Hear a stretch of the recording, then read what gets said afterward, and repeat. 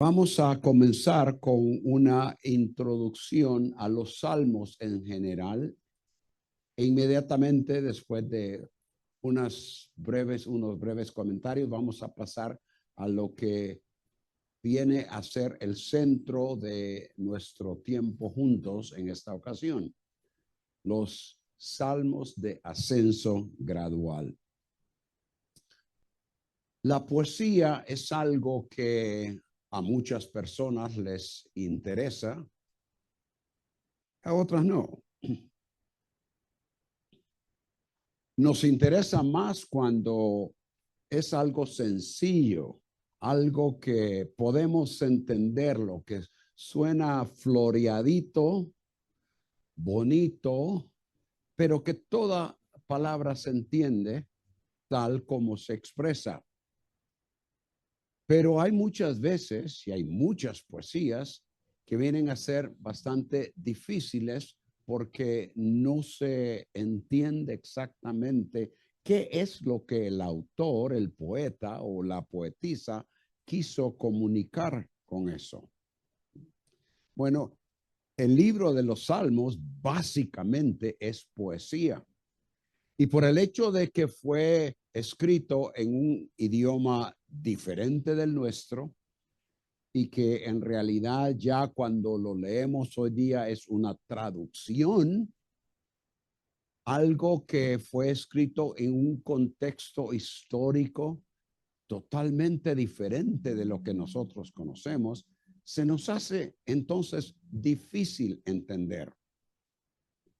Obviamente hay salmos que vienen que han venido a ser favoritos a través de la historia para los creyentes, en los cuales se encuentra alguna aplicación un poco más directa a la situación personal en la cual la persona está, valga la redundancia, la persona está atravesando. Pero los salmos son composiciones que reflejan experiencias por las que sus escritores atravesaron en situaciones específicas, históricas, durante el periodo correspondiente a lo que conocemos como Antiguo Testamento en la historia del pueblo de Israel. En gran parte, los salmos expresan el sentir humano, mayormente dirigido hacia Dios en términos de oración, súplica, lamento, acción de gracias, esperanza, confianza, alabanza. Todos esos aspectos los encontramos en los salmos. Pero también no solo son palabras de los escritores hacia el Señor, sino que son también palabra de Dios al pueblo con el que Él estableció una relación especial. Tanto las palabras de los que expresaron sus experiencias, como las que Dios directamente pronuncia en muchos de los salmos, se reconocieron como revelación divina y por lo tanto vinieron a ser incluidas en lo que hoy y a través de la historia se ha denominado escritura.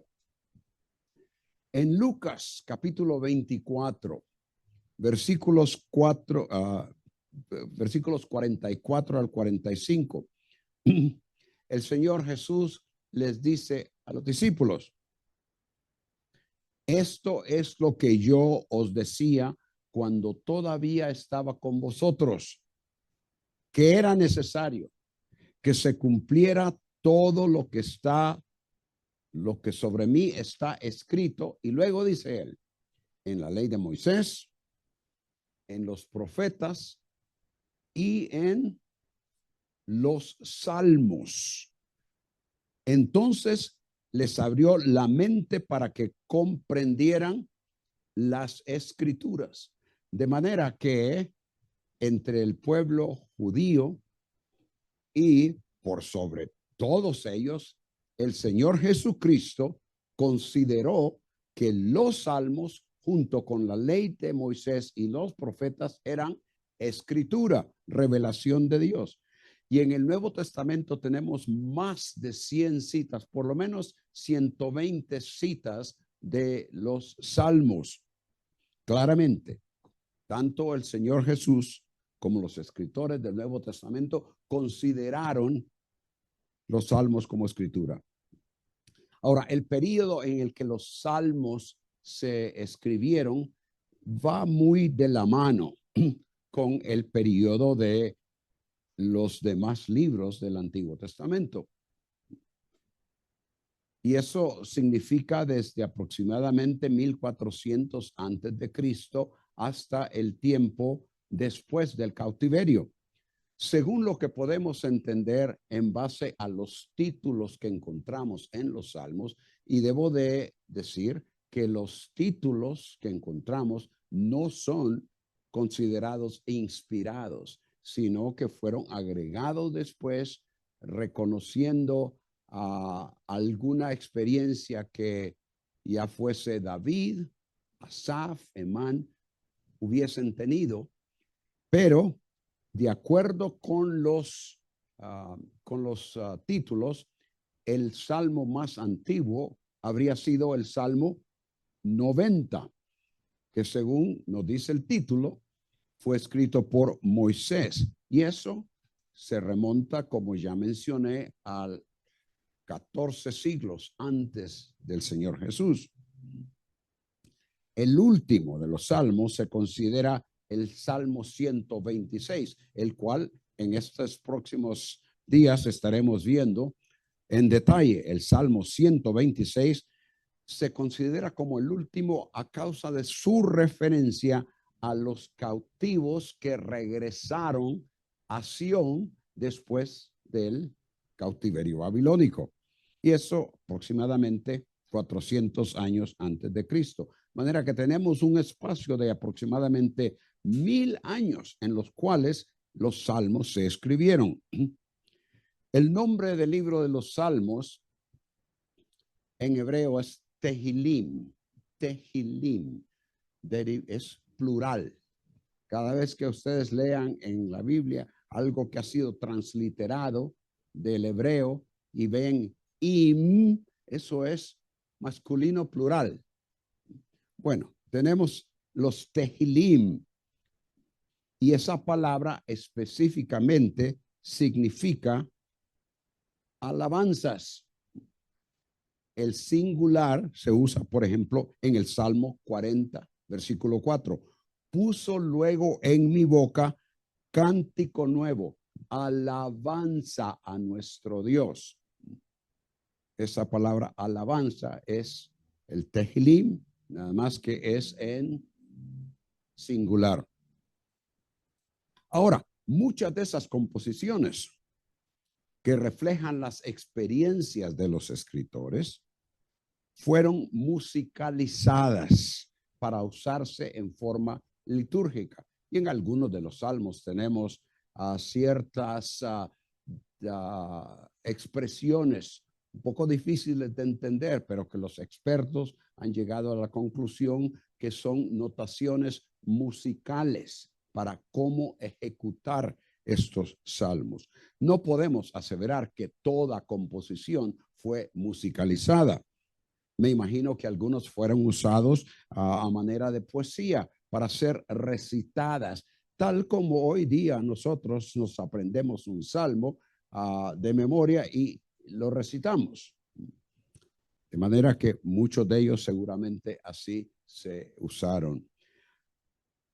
Y es precisamente porque hacen, es decir, los salmos, referencia a experiencias en la vida diaria y en la relación de la persona hacia Dios, que a través de los años se han usado en forma personal a manera de aplicación a las vidas y experiencias de otros que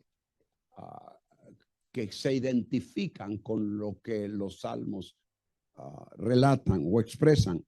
Inicialmente eso obviamente se habría hecho en el contexto judaico, pero con el tiempo también en el contexto cristiano. La colección de salmos, de 150 salmos, está dividida en 5 libros. No sé si ha habido oportunidad para que todos tengan algunas notas. Bueno, ahí les hemos puesto las divisiones. No vamos a mencionarlas porque ahí las tienen. 5 divisiones, las cuales se supone, se especula que se hizo esa división pensando en los 5 libros de Moisés, o sea, lo que llamamos el Pentateuco. Los títulos a los cuales ya hice referencia asignan 73 de los salmos a David, o sea, casi la mitad de los salmos se asignan a David como el escritor. Y otros 12 a Asaf, 11 a los hijos, es decir, los descendientes de Coré, Emán, uno, que es el Salmo 88, Etán, otro fulano ahí, el 89, y 2 se asignan a Salomón, el 72 y el 127, el cual también vamos a estar estudiando en los próximos días.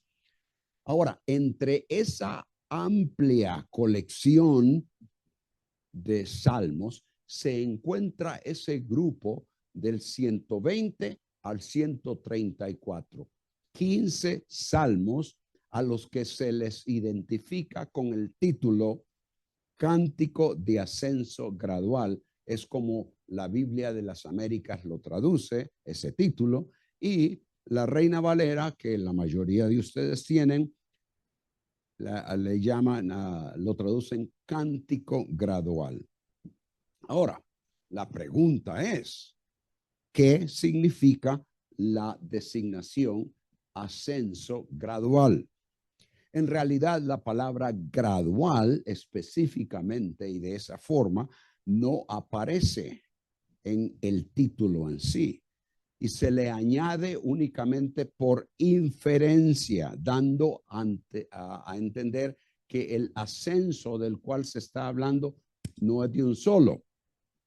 Ahora, la palabra que sí aparece es ascensos. Canto de ascensos.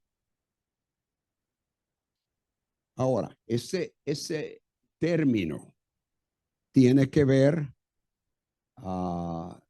e incluye en su forma en hebreo, incluye en su forma el verbo subir. El verbo subir. La palabra ascensos se encuentra en otros contextos del Antiguo Testamento y lo traducen gradas. Por ejemplo, segundo de Crónicas 19:18, perdón, 9:18. Nehemías 12:37. Ahí se traduce gradas y quizás por esa razón las traducciones al español añaden graduales, cánticos graduales, de ascenso gradual. Pero básicamente la palabra tiene que ver con subir o ascender. Ahora, la pregunta es, ¿por qué ascensos? ¿En qué consiste ese ascender? Hay varias teorías y las hemos puesto ahí en forma muy breve en sus bosquejos. Unos piensan que se referían a los 15 escalones que iban del atrio de las mujeres al atrio de los israelitas en el templo, 15 escalones. Y se supone que en cada escalón habrían cantores ejecutando esos salmos en sucesión, uno tras otro. Esa es una teoría.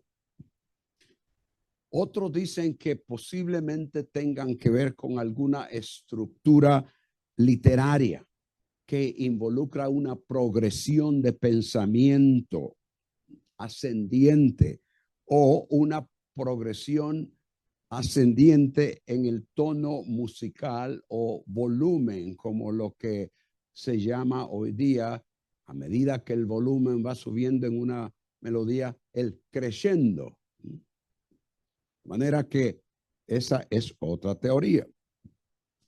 Otra es que son composiciones diseñadas para los exiliados que iban hacia Jerusalén después del cautiverio.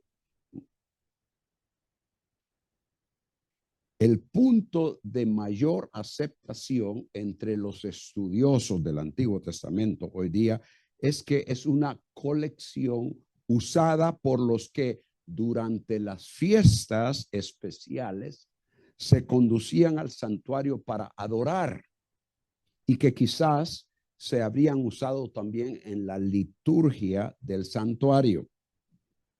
Específicamente esos tiempos, esas fiestas especiales habrían sido las tres, todas eran especiales, pero habían tres que en Deuteronomio capítulo 16 el Señor especificó que todo varón debería presentarse delante de él en el lugar que él había escogido. Y esas son, en primer lugar, la fiesta de la Pascua y los panes con levadura, fiestas que prácticamente se unen.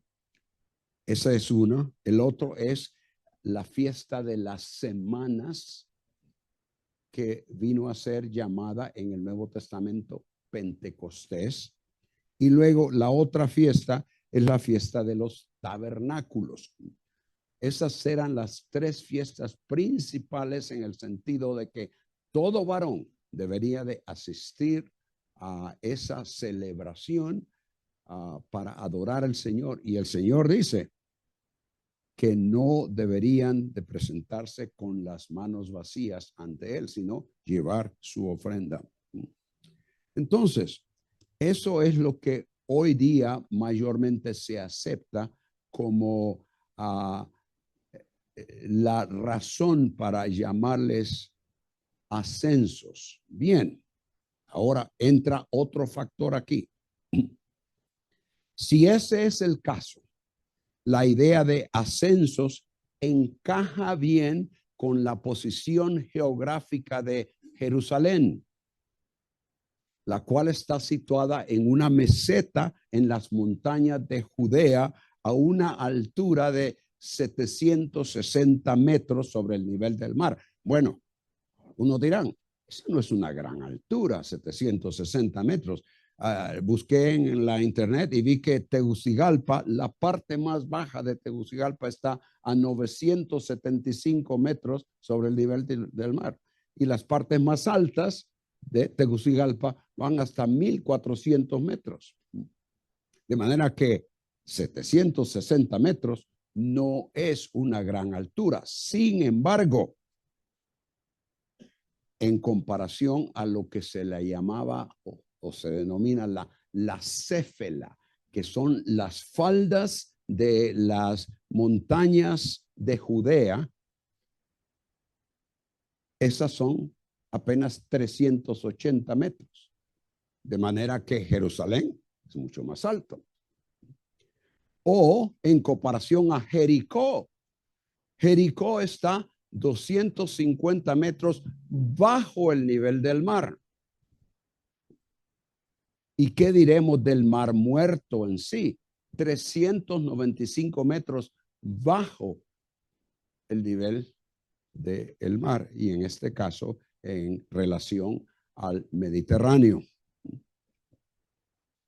Y obviamente no que no hubiesen otras regiones más altas en el área de Israel, pero eran, aunque fueran más altas que Jerusalén, para ir a Jerusalén había que bajar de donde estaban y después, ¿qué? Volver a subir. De manera que cuando se habla de ir a Jerusalén, es siempre subir a Jerusalén, ascender a Jerusalén.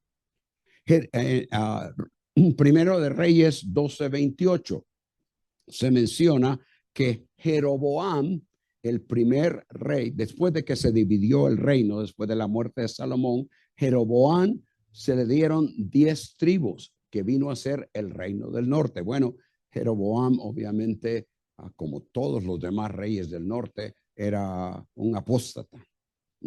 quería tener nada que ver con el Dios de Israel. Bueno, él fue el que hizo 2 becerros de oro. Uno lo colocó en la parte norte del territorio de Israel, Dan, y el otro en Betel. Y les dijo a los de su reinado: es mucho para vosotros subir a Jerusalén. He aquí vuestros dioses, oh Israel, los cuales te hicieron subir de la tierra de Egipto. En Esdras 1:3, el rey Ciro, rey de Persia, cuando dio permiso para que los que habían estado cautivos bajo los babilonios pudiesen regresar a Judea y a Jerusalén, dijo: quien de entre vosotros, de todos vosotros, pertenezca a su pueblo, sea su Dios con él, que suba a Jerusalén, que está en Judá, y edifique la casa del Señor, Dios de Israel. El Señor Jesús, en Mateo 20, 17 y 18, con referencia a él, se dice: cuando Jesús iba subiendo a Jerusalén, tomó aparte a los 12 discípulos y por el camino les dijo: he aquí, subimos a Jerusalén. Entonces, basados en la posición geográfica de la ciudad, se puede entender que si estos salmos tienen conexión con el peregrinaje o las jornadas para ir a adorar a Jerusalén, entonces hay cierto sentido que explica el por qué se les hubiese designado como cánticos de ascensos. Ahora, otra pregunta es: ¿qué significado tiene el lugar hacia donde se ascendía? Y eso viene a ser aún más importante que el local geográfico en sí. Obviamente, lo geográfico tiene indudablemente mucho que ver con los salmos de ascenso. Se va subiendo hacia Jerusalén. Pero nos preguntamos, ¿es eso todo? El contexto de ascenso geográfico no puede ni debe ignorar lo teológico que Jerusalén y el templo no solo representan, sino lo que verdaderamente significaban para las personas de ese tiempo, de acuerdo con lo que Dios les había revelado. Varias expresiones: la casa del Señor, Jerusalén, Sión, arca. Esas son palabras que en la mentalidad de la población de Israel instantáneamente las identificaban con la persona y presencia de Dios. Y esos términos, lejos de tan solamente designar un lugar o, como en el caso del arca, un objeto, estarían intrínsecamente ligados a la realidad de Yahweh como el Dios de Israel. Obviamente, para algunos, y quizás podríamos decir hasta para muchos, esos lugares y ese objeto, es decir, el arca, eran apenas una tradición que heredaron, pero que en realidad no afectaba sus vidas, y que por lo tanto las acciones, palabras o rituales que se realizaban en conexión con esa tradición carecían para ellos de un verdadero significado para ellos o para que Dios las aceptara. Ese versículo que también conocemos y que el Señor Jesucristo citó en el Nuevo Testamento, de Isaías 29:13, dice: este pueblo se me acerca con sus palabras y me honra con sus labios, pero aleja de mí su corazón, y su veneración hacia mí es solo una tradición aprendida de memoria. Para muchos ese era el caso, y precisamente por eso es que el Señor les menciona tal cosa. Pero para los profetas, para David, para Salomón al inicio por lo menos, y para los otros pocos reyes en Judá que creían de corazón y que deseaban guardar la ley recibida por medio de Moisés, Jerusalén, el templo, el arca, eran en realidad el lugar donde moraba la persona de Dios entre ellos. Allí estaba su presencia.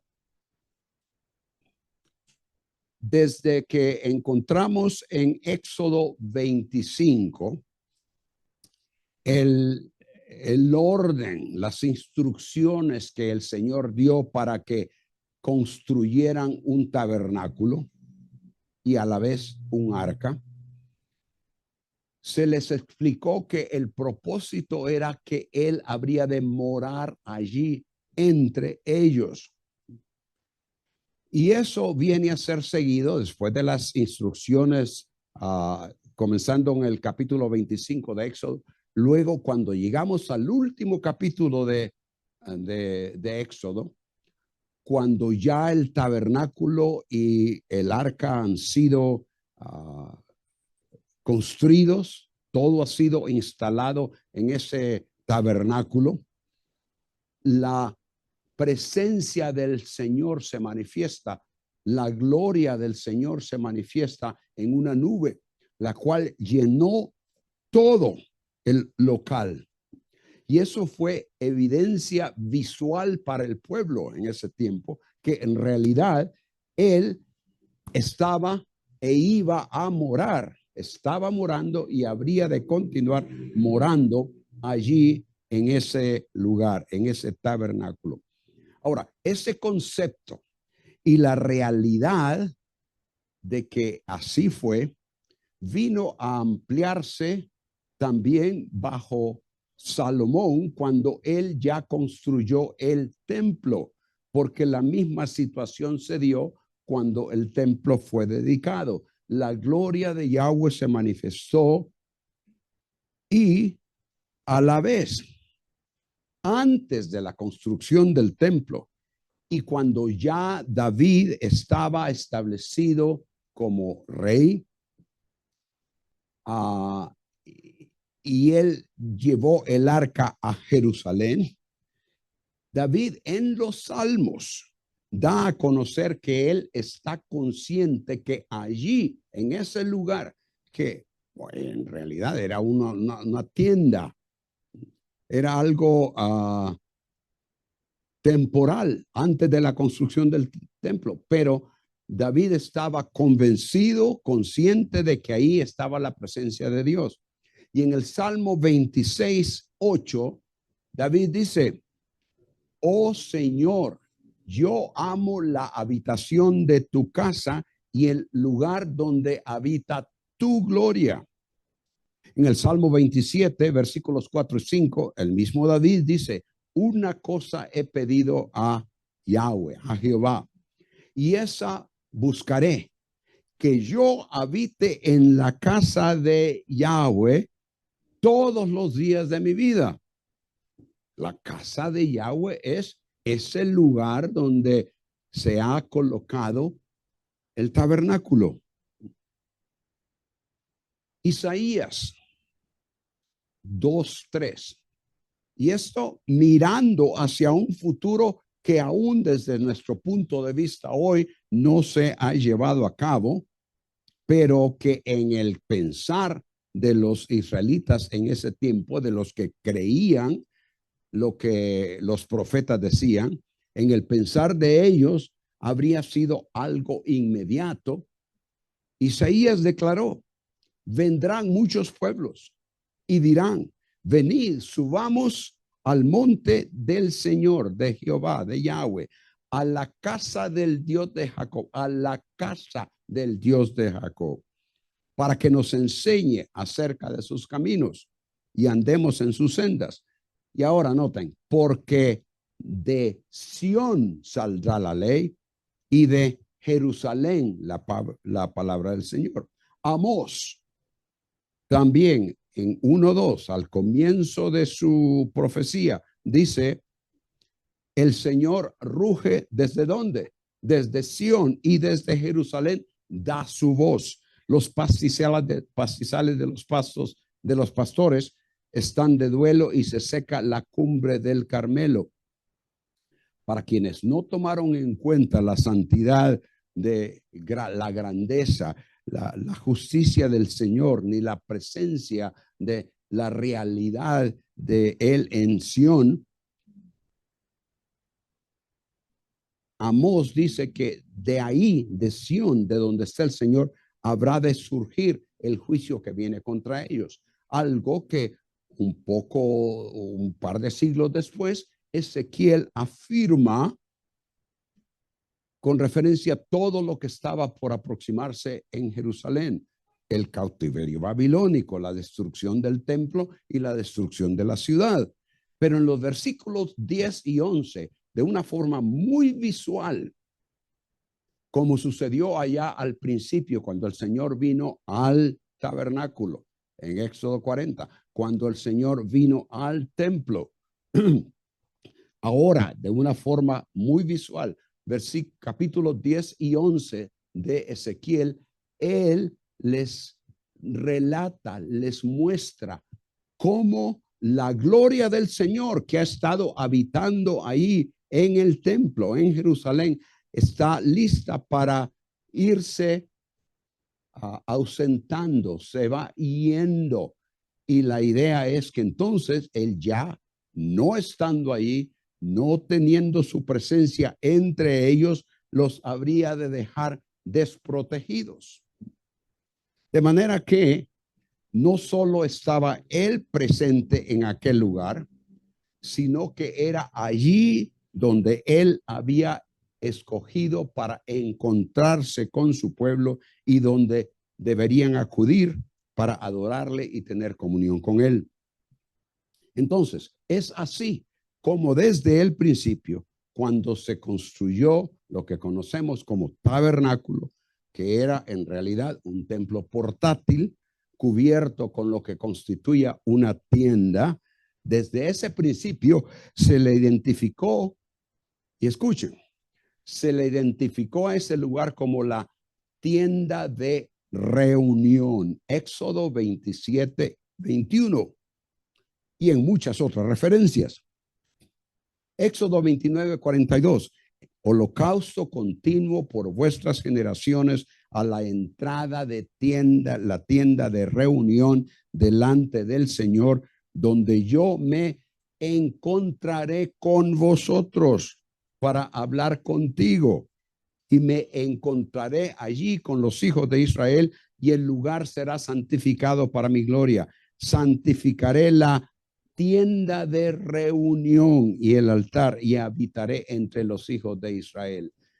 Ahora, en hebreo, las palabras tabernáculo y habitar tienen la misma raíz. De manera que tabernáculo es un lugar donde se habita, donde se mora, donde se vive. Y es ampliamente claro entonces que en la mente, y muy en particular en los corazones de los que creían en Yahweh, que se sometían a él, que deseaban adorarle y servirle, que en ellos no había duda de que como él lo había prometido, él moraba o habitaba, se manifestaba y se encontraba con su pueblo en el lugar donde estaba el arca en Jerusalén. Ese concepto y realidad geográfica por una parte y teológica por otra parte, es necesario entenderlo para poder entender la idea de ascenso hacia Dios en ese tiempo. Para ascender, para ir delante del Señor en ese tiempo y tener comunión con él, podríamos decir tener comunión cara a cara con el Señor, era necesario ir a ese lugar al cual las tribus deberían de ascender. Y así tenemos varios versículos donde se menciona, por una parte, que el Señor habita en Jerusalén, que su presencia está allí, que se manifiesta en ese lugar. Así como tenemos versículos de esa forma, también tenemos otros versículos donde podríamos decir, se muestra el otro lado de la moneda. Y es el hecho de que Él, en última instancia, habita, mora, está presente en su trono. ¿Dónde?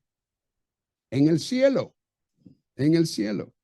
Y creo haber puesto ahí algunos versículos, Isaías 57:15, ustedes pueden verlos después, no vamos a tomar el tiempo para específicamente leerlos, Isaías 66:1 y varios. Entonces, la enseñanza para Israel era que el Dios creador de los cielos y de la tierra, que se había revelado a Abraham, Isaac, Jacob, Moisés, a los profetas, en su santidad y grandeza, habitaba en el cielo, lejos de la naturaleza humana rebelde y pecaminosa, pero que en su amor, misericordia y lealtad a las promesas, había escogido un lugar donde se manifestaría y su habitación y presencia estaría entre ellos. Siendo así, entonces el israelita debería saber que su ascenso hacia la presencia de Dios en Jerusalén, si era sincero y no solo una tradición, significaba también acercamiento a la persona misma de Dios. No solo era un lugar, no solo era un altar, no solo era un templo y un arca. Allí estaba la persona de Dios presente. Debía de haber ese concepto en ellos. Y eso se demostraría, el hecho de entender tal cosa, no solo mentalmente, sino en el corazón, se demostraría no solo con el peregrinaje en sí, el subir a Jerusalén y llegar al templo y hacer las ofrendas, sino que con la lealtad a la ley.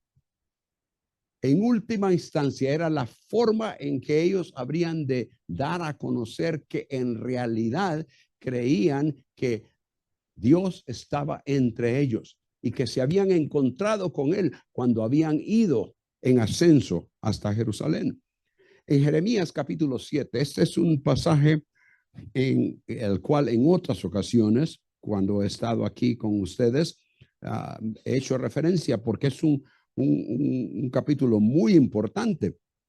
Cuando el Señor le dice a Jeremías que se pare a la puerta de la casa, es decir, del templo, y proclama allí esta palabra.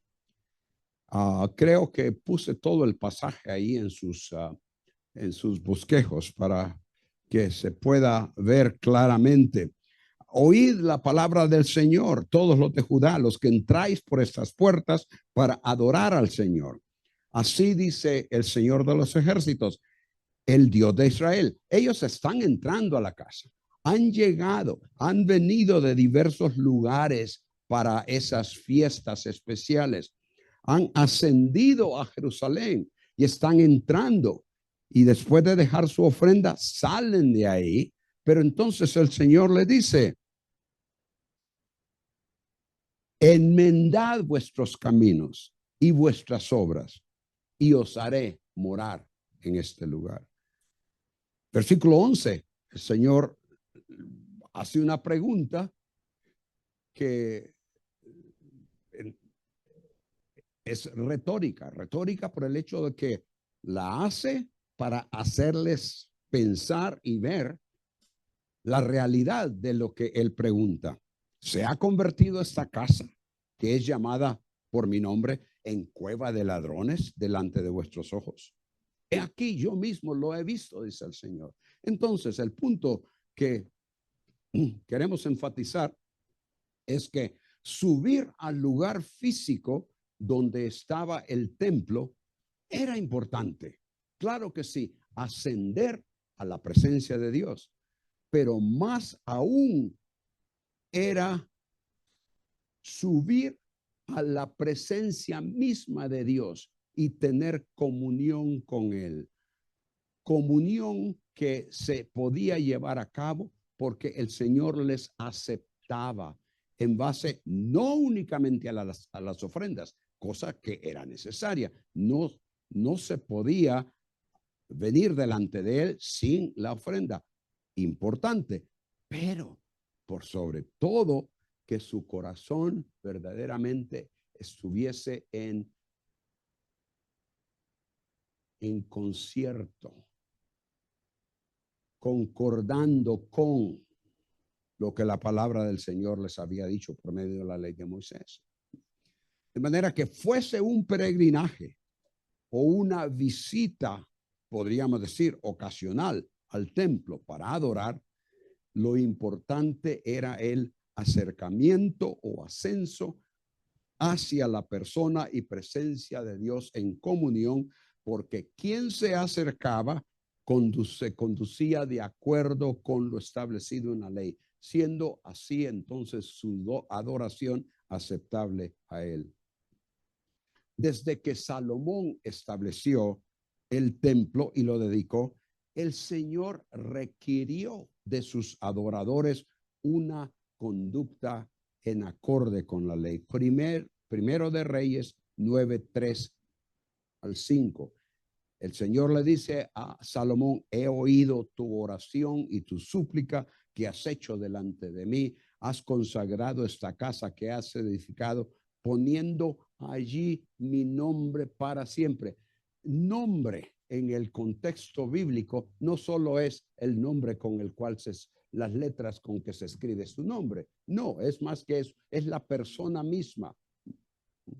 Su nombre es la persona misma, poniendo allí mi nombre, mi persona, para siempre. En ella estarán mis ojos y mi corazón perpetuamente.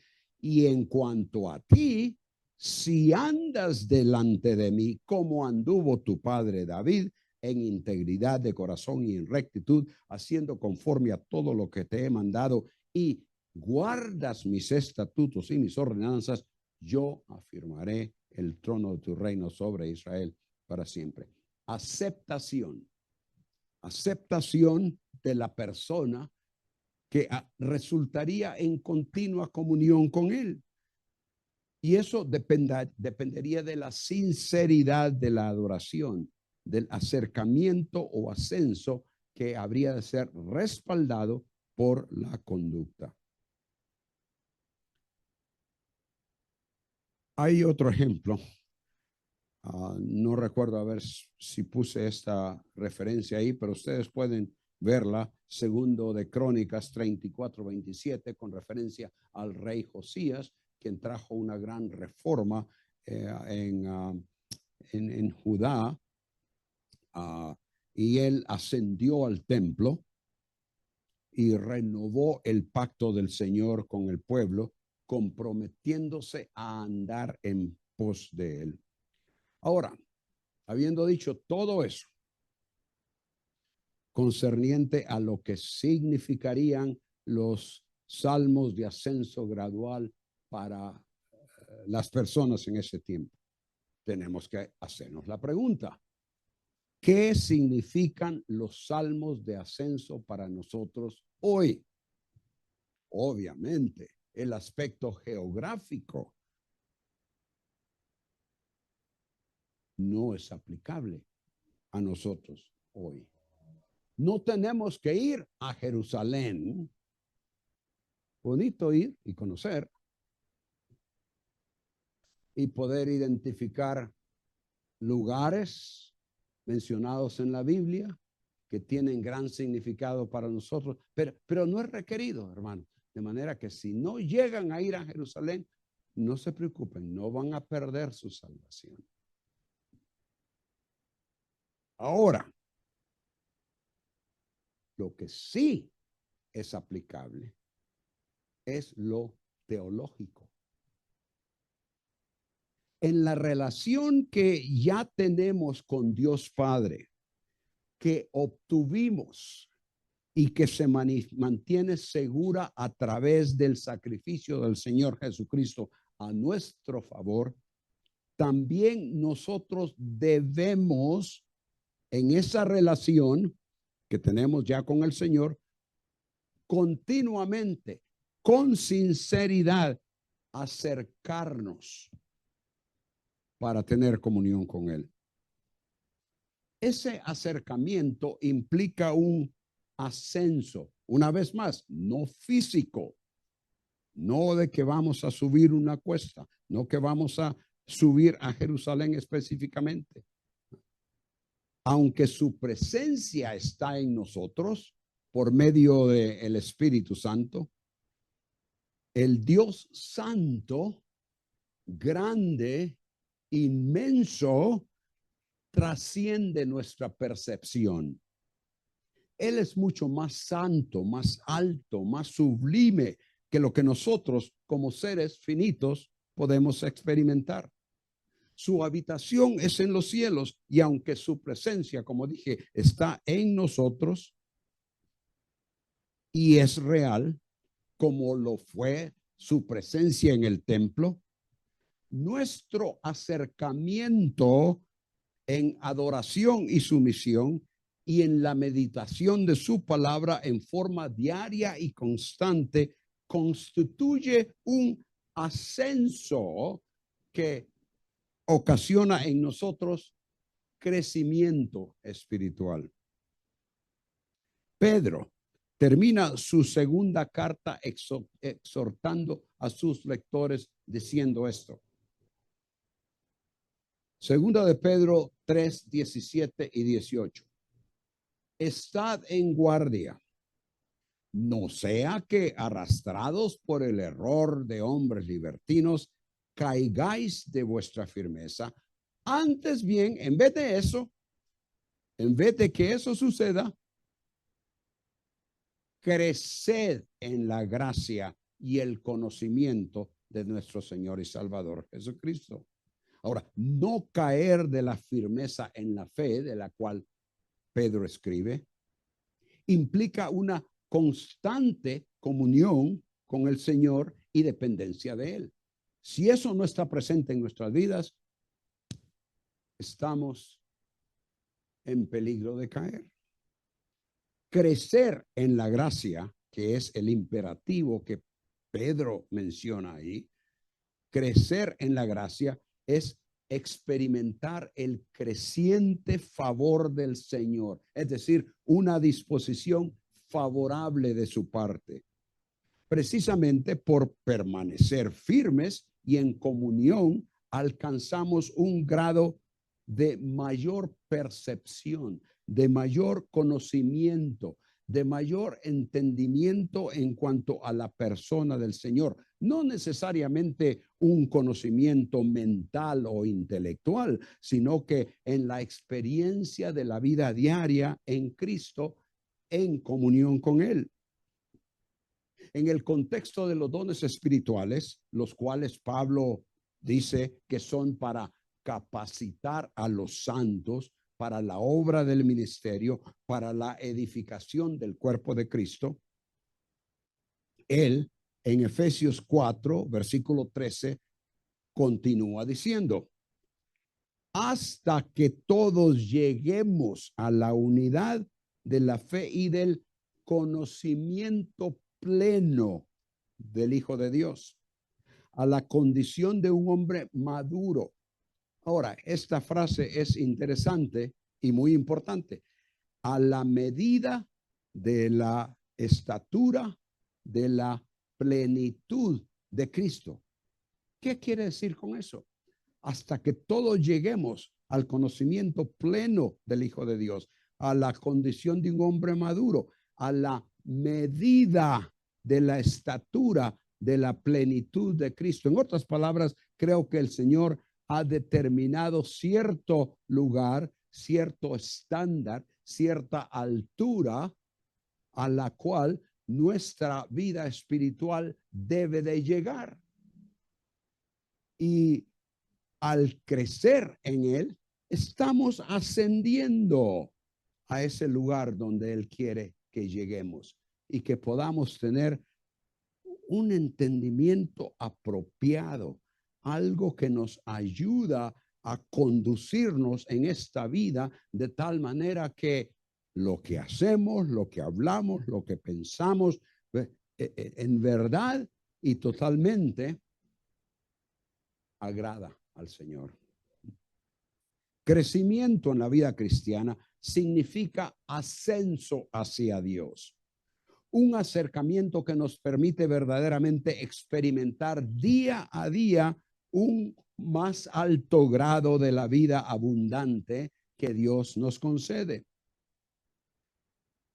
Nuestra meta no es ascender o alcanzar un lugar, sino seguir creciendo en el conocimiento del Señor a medida que vamos de día en día experimentando mayor comunión con Él, conduciendo delante de Él nuestras vidas en forma aceptable, que le honren, que den a conocer su gloria.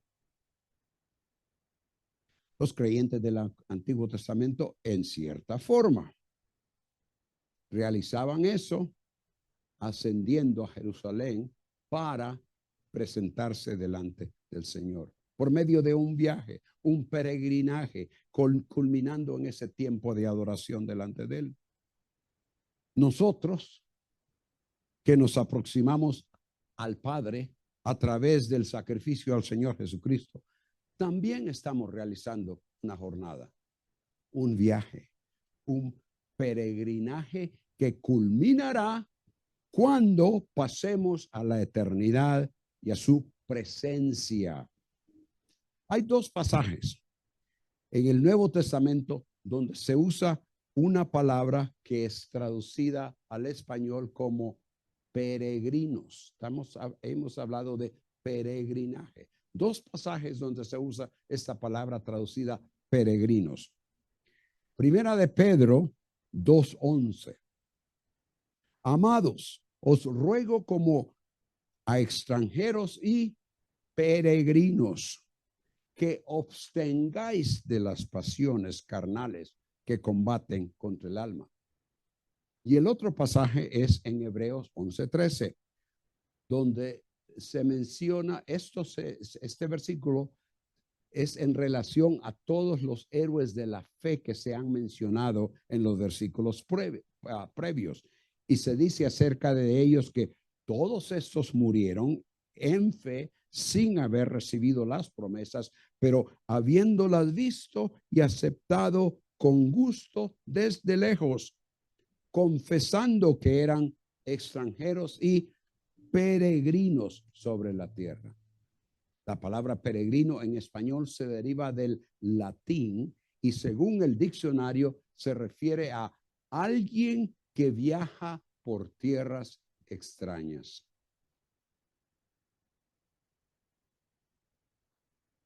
La cita en Hebreos 11 se refiere a todas las personas del Antiguo Testamento que con su fidelidad dieron a conocer que no pertenecían al contexto en el cual ellos vivían y se desarrollaban, no perteneciendo a ese contexto terrenal. Es decir, estaban viajando por un lugar extraño en camino a su propio lugar, al lugar donde pertenecían. Pero no llegaron a verlo allí, sino hasta que pasaron a la presencia del Señor. La cita de Primera de Pedro se refiere a las personas del tiempo del Nuevo Testamento, personas que han creído en Cristo como nosotros, personas que previamente pertenecían a este mundo, un mundo de tinieblas, pero que habiendo sido llamados a su admirable luz, ahora son extranjeros y peregrinos en el lugar donde antes pertenecían y por cuya razón deben conducirse así absteniéndose de lo que antes participaban. Pablo fue arrebatado al tercer cielo, según lo que él nos dice en 2 de Corintios 12. Y dice que no sabe si fue en persona, en cuerpo, o si solo fue en espíritu. Y le fueron reveladas cosas que nadie más ha escuchado.